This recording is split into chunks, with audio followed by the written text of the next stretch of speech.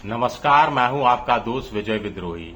तो दोस्तों, लोकसभा में नया जो नकल विरोधी कानून या संशोधित कानून है, उस पर बहस के दौरान बड़ा मजेदार वाकया हुआ। संसदीय कार्य मंत्री किरण रिजिजू ने एक तरह से अपनी ही सरकार को थोड़ा सा फंसा दिया। हुआ ये कि अखिलेश यादव अपना भाषण खत्म कर चुके थे, बस करने ही वाले थे, और बहुत ढीला ढाला भाषण रहा। मोटे तौर पर उन्होंने उन बातों का जिक्र नहीं किया जिनका कांग्रेस उम्मीद कर रही थी। तो किरण रिजिजू ने अचानक कह दिया कि देखिए, हम लोग तो आंदोलन कर रहे छात्रों की मांग पर ये बिल तो लेकर आए, कड़ा कानून लेकर आए, हमने तो इमरजेंसी नहीं लगाई। बस क्या था, अखिलेश यादव उखड़ गए। उन्होंने कहा कि जो जंतर मंतर पर हुआ वो इमरजेंसी से बुरा ही था। मैंने इमरजेंसी तो नहीं देखी, लेकिन इससे बुरा क्या होगा। इमरजेंसी के दौरान भी इसी तरह की घटनाएं होती थी, उससे ज्यादा बड़ी घटनाएं तो जंतर मंतर पर हुई। कम से कम इमरजेंसी के दौरान इस तरह पैलेट छर्रों का इस्तेमाल या इस तरह अत्याचार नहीं होता था जिस ढंग से अब सरकार अत्याचार कर रही है। अखिलेश यादव ने आगे कह दिया कि जैसे इमरजेंसी के बाद परिवर्तन हुआ था, यानी इंदिरा गांधी की सरकार चली गई थी, वैसा इस बार भी परिवर्तन होगा। तो नेताओं को थोड़ा सा संभल कर बोलना चाहिए, सत्ता पक्ष के लोगों को खास तौर से। कुल मिलाकर मैंने 4 भाषण सुने हैं, सत्ता पक्ष की तरफ से जितेंद्र सिंह का और बांसुरी स्वराज का, जिसमें इस बिल की तारीफ की गई। यूपीए सरकार में जो परीक्षाएं लीक हुई उनका जिक्र किया गया और प्रधानमंत्री के सर पर सेहरा बांधा गया। गौरव गोगोई और अखिलेश यादव को मैंने सुना सत्ता पक्ष की तरफ से। गौरव गोगोई ने अपने भाषण में सरकार की इस बिल की भगियां उधेड़ कर रख दी। उन्होंने कहा कि साहब 2024 में आप बिल लेकर आते हैं, फिर 2026 में पेपर लीक हो जाता है। 2024 में आप बिल लेकर आते हैं, राधाकृष्णन कमेटी का गठन करते हैं, उसकी सिफारिशें भी, जैसा जितेंद्र सिंह ने कहा था कि 35-36 सिफारिशें भी हमने मान ली और लागू कर दी।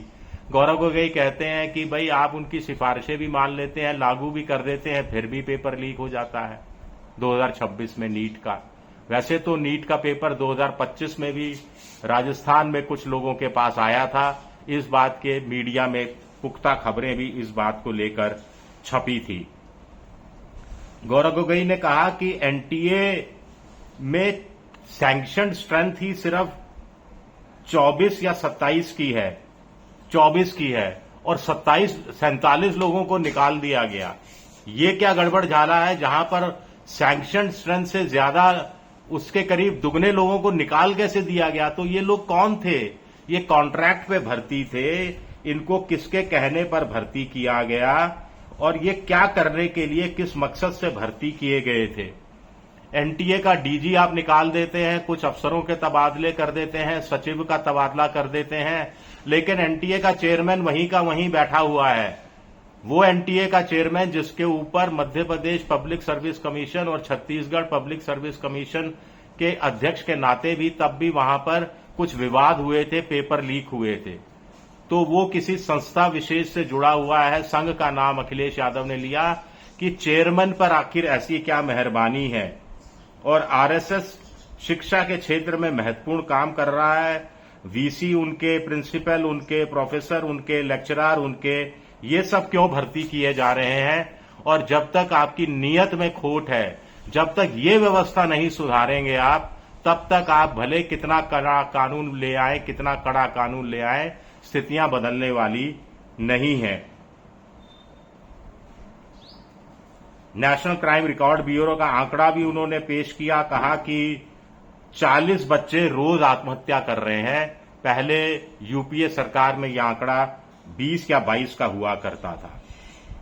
जंतर मंतर वाले मुद्दे को गौरव गोगोई ने बहुत जोर से उठाया, राहुल गांधी का नाम लेकर उठाया। गृह मंत्री अमित शाह को सदन में आने के लिए चुनौती दी गई कि आप आइए, आप बताइए कि आंसू गैस गोले छोड़ने के लिए किसने कहा था, किसकी आदेश से पैलेट गन छोड़ी गई, किसके आदेश से छर्रे मारे गए। लाठियां घुटने के नीचे मारी जानी चाहिए, लाठी सर पर किसके आदेश पर मारी गई, इलेक्ट्रिक बैटन्स का इस्तेमाल किस लिए किया, किसके आदेश पर हुआ, लड़कियों के गाल पर थप्पड़, लड़कियों के पीछे डंडा घुसाने की कोशिश, कपड़े फाड़ने, ये सारा किसके आदेश पर किया गया। इस पर हम गृह मंत्री का जवाब चाहते हैं। ओम बिरला स्पीकर साहब ने थोड़ी टोका टाकी की, लेकिन गौरव गोगोई ने कहा कि गृह मंत्री की पुलिस जब जंतर मंतर पर बच्चों को कुचल नहीं पाई तो ये वो बिल लेकर चली आई है। तो कुल मिलाकर गौरव गोगोई के भाषण में सरकार ने जो सवाल उठाए गए हैं एनटीए के चेयरमैन को लेकर, एनटीए में सैंक्शन स्ट्रेंथ और निकाले गए लोगों की संख्या में जो दिन रात का फर्क है, नेशनल क्राइम रिकॉर्ड ब्यूरो का जो आंकड़ा है, उनका जवाब सरकार देगी। ये अपने आप में एक बड़ा सवाल उठता है। यहां पर एक अमिताभ मट्टू जी का एक आर्टिकल इंडियन एक्सप्रेस में छपा है, उसका जिक्र करना भी बहुत जरूरी हो जाता है। वो जो नंदन नीलकणी की अध्यक्षता में टास्क फोर्स गठित की गई है, उसको लेकर अमिताभ मट्टू जो कि इंटरनेशनल स्टडीज जेएनयू में डीन है, स्कूल ऑफ इंटरनेशनल स्टडीज में, उनका कहना है कि नंदन नीलकणी क्या कर लेंगे, टेक्नोलॉजी अच्छी ले आएंगे, डाटाबेस को मजबूत कर देंगे, पेपर्स की कस्टडी ट्रैक हो सके, कैंडिडेट्स वही हो जो वाकई में परीक्षा का फॉर्म भरा है वही एग्जाम देने आए, इसकी पुख्ता व्यवस्था कर देंगे, सारा डिजिटल सिस्टम चेंज कर देंगे। लेकिन अगर संस्थाएं कमजोर हैं, अगर संस्थाओं में गलत लोगों को नियुक्ति दी गई है, अगर संस्थाओं में एक रंगी लोगों को नियुक्ति दी गई है, अगर नैतिक साहस की कमी है, तो ये सारा का सारा टास्क फोर्स का जो गठन है वो कचरे में चला जाएगा। टेक्नोलॉजी से आप इंटीग्रिटी को मैन्युफैक्चर नहीं कर सकते। टेक्नोलॉजी कैनॉट मैन्युफैक्चर इंटीग्रिटी, साफ तौर पर अमिताभ मट्टू का कहना है। आगे वो भी कह रहे हैं कि ये ज्यादा जिम्मेदारी उन सब की बनती है जो यूनिवर्सिटी का शासन संभाल रहे हैं और बच्चों को पढ़ाने का काम कर रहे हैं। हम बच्चों को ये कहें कि आप मेरिट में यकीन करें, आप संयम से काम लें,